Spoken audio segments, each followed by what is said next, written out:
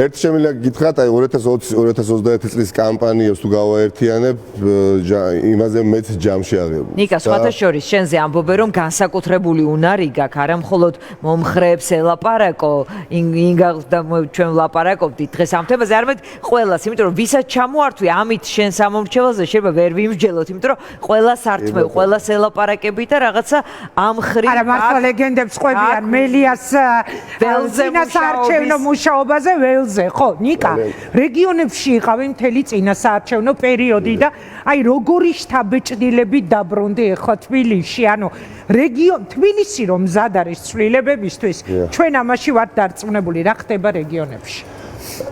ისეთ აქ ცუდზე და კარგზე აღარ არის საუბარი ბევრი ადამიანის მხრიდან, ვისაც ხვდებოდი.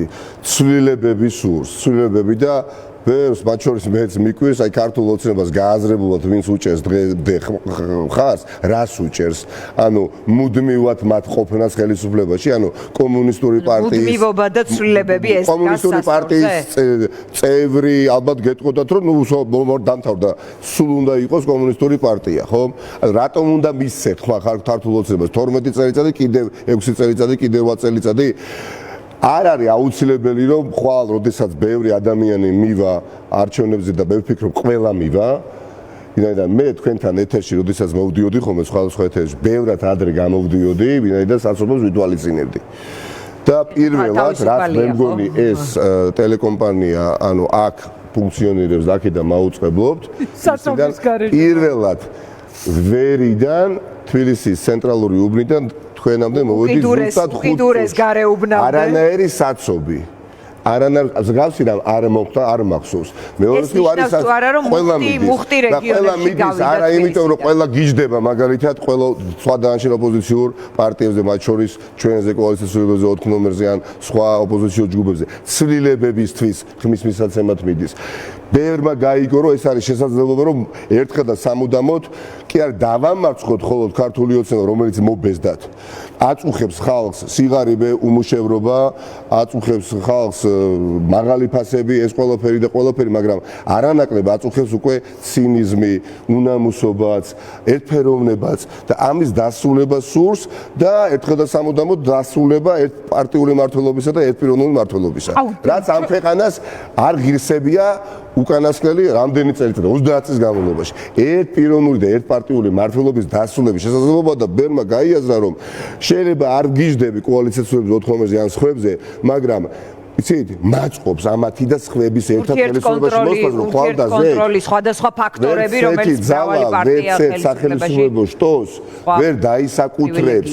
განსაკუთრებით როდესაც აკვირდება ისმენს, რას პირდება მართველი, ხო? თავარი დაპირება ივანიშვილის რა არის? რომ გავასამართლებ ოპოზიციური პარტიის და გავანადგურებ და შევქმნით ჩემთვის სასურველ ოპოზიციას. ახლა დიახაც 2024 წელიწადია შესაძლებლობა აქვს ეს ერთი მხრივ სახელმწიფოს გახდეს უფასოვანი წევრი ევროკავშირის, რომელიც სიმდიდრეს გულისხმობს, სილაღეს გულისხმობს, ბედნიერ სახელმწიფოს გულისხმობს, ნუ ბევრად ბედნიერს ვიდრე დღეს ვართ. და მეორე მხრივ მართველი დღეს არსებული გეუბნება, რომ არა მე უნდა კვლავ დავჩე და მე აი ეს ყველა ადამიანი იმით დაწყებული, ამით დაუთავრებული უნდა დავაპატიმრო. იმიტომ ის ჩემ ჭკუაზე არ არის. რეალურად ხო ამას გვეუბნება, ამას ამბობს, ამას ამტკიცებს და ეს პროკურორები, ეს პოლიციის უფროსები, ეს არ ვიცი, ეს სხვები და სხვები, ვინც ჯერ კიდევ მათ სამსახურში ამისთვის ჭირდებათ. ამ მოჯადოებული წრის გარღვევის შესაძლებლობა არის ხვალ.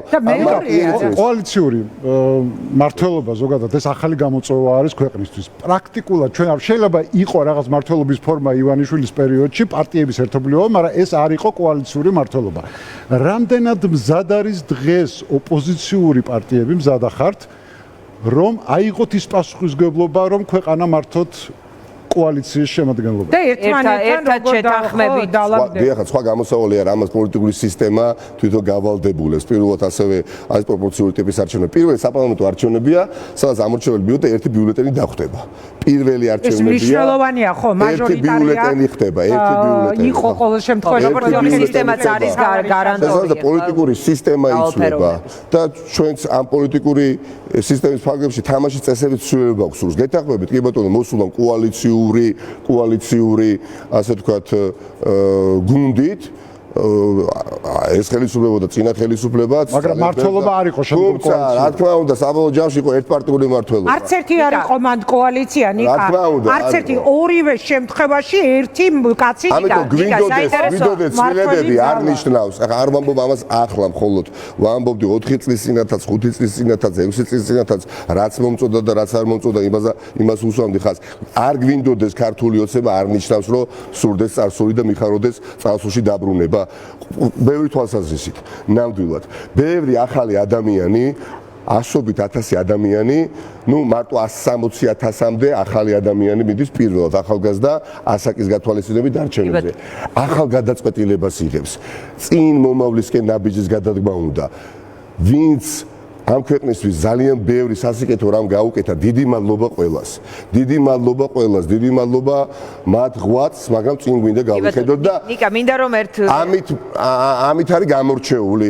ამ ვნებით მიდის დღეს ბევრი ადამიანი თბილისიდან, ხარაგაულში, ზუგდიდში, ქუთაისში, მესტიაში და ყველგან და ყველგან. შენ ახსენე ივანიშვილი და მისი დაპირებები, მე მინდა რომ ვიცი რომ ნახე ეს ინტერვიუ, გამოეხმაურო ინტერვიუს, რომელიც გავიდა ცოტა ხნის წინ ჩვენს ეთერში, ეს იყო ივანიშვილის თანაინვესტირების ფონდის ყოფილი ხელმძღვანელის ინტერვიუ, აი მისი პორტრეტის შეკვრაში რამდენად შეიტანე ახალი ახალგაზრდა ადამიანს არ ვიცნობ ცხოვრებაში არ შევხვედრი ვარ, ქონა შესაძლებლობა 15 წუთი მესმინა. მე მაგალითად მე ჯერა მისი რაც მან ისაუბრა, ვინაიდან მასთან ახლო ურთიერთობა ჰქონდა და ახალი პრინციპში არც არაფერი ალბათ თქვა, უბრალოდ მისი ახლო განემოცვიდან, როდესაც ადამიანი საუბრობს, დამაჯერებლობა გაცილებით მეტი აქვს. 2012 წლის 1 ოქტომბერს ბიზინა ივანიშვილი ქართველ ხალხ საქართველოს მოქალაქეებს მეფედ არ უკურთხებია. და არც კომუნისტური პარტია 2-ის განმეორება სურთ. ამ ადამიანმა ეს ჩათვალა. ხო რა, ადრე თუ გვიან 3 მოწვევის შემდეგ ხო შეიძლება რომ ყველანი შევთანხმდეთ, როგორც არ უნდა უნდოდეს ქართულ ოცნებას და აი ეხლა ვკითხულობდი კიდე მადბოლო განცხადებებს 5-ზე კაცში რომ მოუწოდებენ მეგობრებო, ჩვენ მაყურებელს მინდა ეხლა მივმართო ნიკა რომ ამბობდა რომ ამდენი ახალი ამომრჩეველია, ხო? ძალიან დიდი ბოდიში, მაგრამ ცვლილებები ჭირდება ამ ქვეყანას. აღარ ვაპარაკობ იმაზე რომ ამდენი წელი ადამიანები უყურებენ როგორ მდიდრდება ხელისუფლება და თვითონ მაცივარს რომ გააღებს ისევ არაფერი აქვს და ემიგრაციაში არის გადაყვეტილი. რეალური მთავრობაც კი ალბათ მოსაწყენია. აი ეს. არა მარტო რა არის ყველაზე დიდი ძალისხმევა რას დაჭირდა ზალიკო? რას დაჭირდა ინგადიან ყველაზე დიდი ძალისხმევა უკანასკნელ თვეების განმავლობაში ადამიანებისში წმენის გაღვივებას. ცხოვრებამ ბევრი ადამიანი შეიძლება გავახა, იცით, აი უმედობის მორევში გადააგდო, ნიჰილიზმი ჰქონდა და ამ წმენის გაზდას დღითიდღე გძნობდი და თვალში საცემი რა არის განსაკუთრებით აი 70 წელს გადაცილებულ ადამიანებს, ოდესაც ხვდებოდი ქუჩაში, რომ არსებულ მდგომარეობაზე კი არ დარდობდა ხვალდაზე ან მასზე წლების შემდეგ მე რო რამე დამემართოს, ანუ იმაზეც კი დარდოს დღეს ბევრი თქვენი მაყურებელიც კი, მას რო რამე დაემართოს და ზესიო საქართველოში მოუწიოს გამგზავრება, ოჯახს ტვირთად არ დააწვეს, იმიტომ დაგზავნის ხარჯები, პირდაპირ ამას გელაპარაკება ადამიანი. შავი დღისთვის ინახავს, მაგრამ არ ყოფნის, იმიტომ რომ პენსიონერთა უდიდეს ნაწილს ისედაც რაღაცა სესხი აქ იქიხდის და რაღაცა 10 ლარს, 5 ლარს. მე შევხედრია ხარაგაულში ადამიანი და ჩემთვის უთქვამს, რომ მე ჩემი პენსიიდან ყოველ დღე ვინახავ 15 ლარს, რომ მე ხვალდაზე რამე თუ დამემართება, ოჯახს არ მინდა ტვირთად დავაწვეო და ამ დროს ყავს და რამდენი ასეთი ადამიანი, ამ დროს ყავს ადამიანი, ვინც თქვენს ეთერში არ მოდის, გასაგებია რომ ეთერში წუწუნებს საუბრობს, რომ რავალ მილიონ რაღაცა ევრო შეფასებული ნახატი, ტილო არ შემოატანინეს, ბანკში ანგარიში გააკინინეს. ანუ უსამართლობა, სოციალური უსამართლობა მდიდრდება, დედაქალაქის მერი თბილისში პერსონალურად არ ვეხები, მაგრამ მას არ ეხამუშება თქვას, რომ ერთ-ერთი მანქანა შეიყიდა 1.5 მილიონ რაღაცა დოლარად შეფასებული, როდესაც არ ვიცი ხა ჩოხატაურის მაგალითი ყოველს მოუყვანია ბევრს თქვენ სტუმრებს 18,000 ამორჩეველია ჩოხატაურში ძვირფას მეგობრებო 18,000 ამორჩეველი და 11,000 ადამიანი არის სოციალურ დაუცვეთა ბაზაში წარმოგიდგენიათ და მილიარდერი მართლა და ამას უნდა დარჩეს კიდე ხელისუფლებაში როგორც წინა სტუმარს და როგორც შემდეგსაც გქონდეთ შესაძლებლობა მიმართოთ ამორჩეველს და დაგემშვიდობოთ. ოთხიანი სამომრჩევლისთვის საგანგებო მიმართვა ნიკას. იმდენი ვისაუბრეთ ნომერ 4-ზე, იმდენი ვისაუბრეთ კოალიციას ცვლილებაზე, ყველამ გაიგო ვინ არის.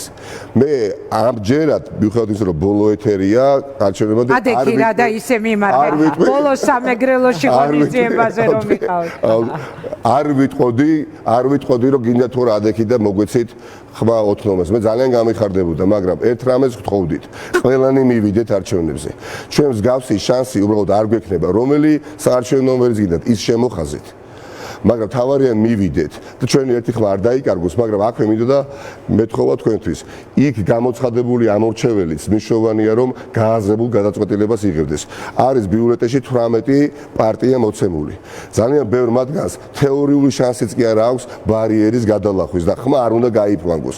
ყველა იმ ოპოზიციურ ჯგუფებს შემხედავდი მე პირველ რიგში, რომ ვიყო ხა უბრალოდ თქვენს ადგილას როგორც ამორჩეველი, ვინ და იმას მივცემდი რომელიმეს, ძირითადად 4-დან ერთ-ერთს, ვინც იბრძვის გამარჯვებისთვის. არიან ჯგუფები, რომლებიც მონაწილეობას იღებენ. არ შეიძლება გავქვანგოთ. ამიტომ ხვალ ჩვენ ვიღებთ ისტორიულ პროცესში მონაწილეობას და ზეგიდელი დილიდან ჩვენ ვაშენებთ ახალ ქართულ სახელმწიფოს. აი ეს პრივილეგია ჩვენ ცოცხალ თაობებს გვაქვს და ამის ხელიდან გაშვება არ შეიძლება. ამიტომ თხოვნა მაქვს ერთადერთი. სხვა ყველა თქვენს ეთერში მithქვამს, რომ გააფერადეთ 4 ნომერი, ძალიან გამიხარდებოდა, ამას ახლა არ ვამბობ. თავარია ყველანი მივიდეთ და 4 პოლიტიკური ჯგუფიდან რომელიმეს მიეცით ხმა.